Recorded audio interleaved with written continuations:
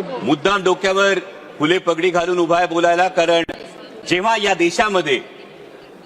ढोल गंवार शूद्र पशु नारी सब ताड़न के अधिकारी हे ब्रह्मवाक्य मानलं जात होतं, त्याचं पालन होत होतं,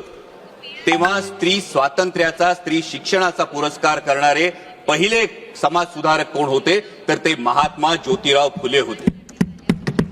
जेव्हा पूर्ण चेहरा झाकला जाईल असा घुंगट ओढून चूल आणि मुलीपर्यंतच,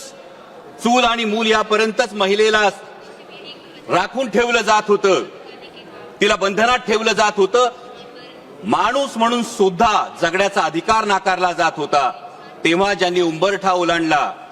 शेणगारा सोसला, पण स्त्रीला अक्षरांची ओळख करून दिली, तिला तिच्या स्त्रीत्वाची जाणीव करून दिली, त्या क्रांतीज्योती सावित्रीबाई फुले, या फुले दाम्पत्याचं फार मोठं योगदान या संपूर्ण प्रवासात आहे। रोकठोक महाराष्ट्राला सबस्क्राइब करा आणि बेल आयकॉनवर क्लिक करायला विसरू नका।